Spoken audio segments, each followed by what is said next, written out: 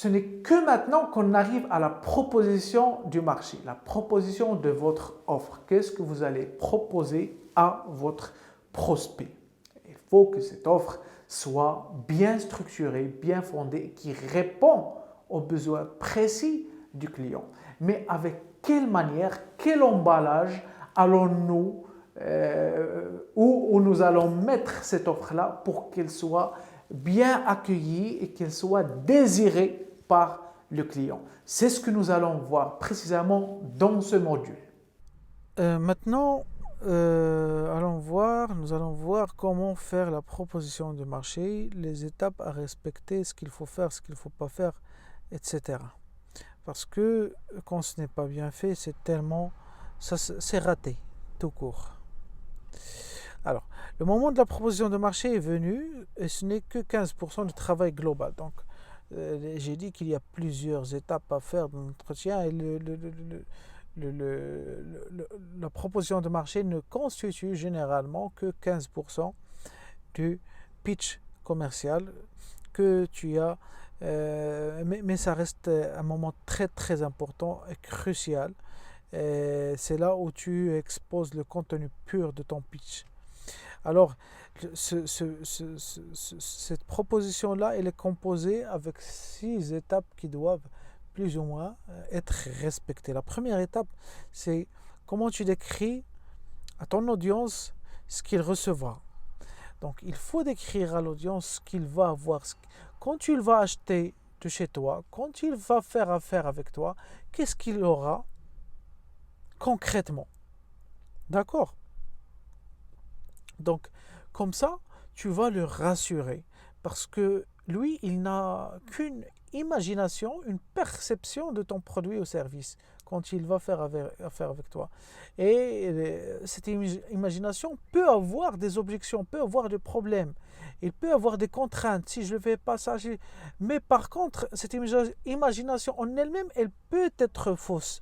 Donc, il faut le rassurer, et pour le rassurer, tu vas décrire exactement ce qu'il va recevoir quand il va faire affaire avec toi. Et tu le feras dès le début pour économiser le temps. La deuxième étape, tu vas préciser ce que tu vas donner, quand et comment, bien sûr. La description que tu as faite, tu vas encore plus essayer de la serrer, de bien la tenir entre tes mains et la montrer, la donner une forme. Et comme ça, tu vas dire aussi quand est-ce que tu vas donner, est-ce que tu vas la répartir et comment tu vas la donner, comment tu vas livrer ta prestation ou ton produit ou service et comment. Ça, c'est très important et ça rassure le client potentiel. La troisième étape, il faut clarifier à la cible s'il joue un rôle dans le processus, tout simplement, s'il va t'aider, s'il va t'envoyer des fichiers, s'il y a des moments où il doit faire des choix. Par exemple, moi, dans mes recrutements, et c'est la méthode sur le performance, quand on fait recruter un commercial, par exemple, pour un client, donc on dit au client que dans plusieurs étapes, nous aurons besoin de ton avis pour sélectionner le profil et être droit dans le but, ne pas se disperser.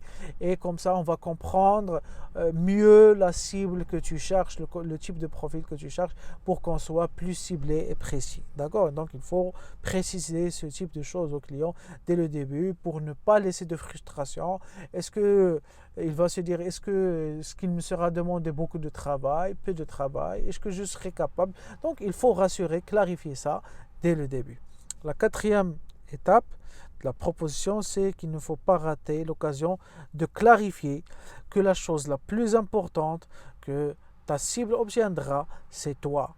Je le répète pour une énième fois, tu es la récompense, tu es le gain. L'argent n'est qu'un moyen pour faire aboutir les choses. Et ça, dans ta proposition, quand tu as cette idée-là, tu vas avoir une attitude qui te donnera plus de confiance, qui te donnera un positionnement meilleur.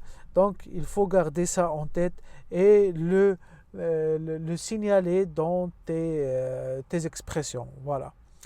La cinquième étape, c'est montrer sur quoi repose ton avantage sur la concurrence. Bien sûr, quand tu vas faire ton pitch, ne pense pas qu'il y a une force magique qui sera avec toi. Non.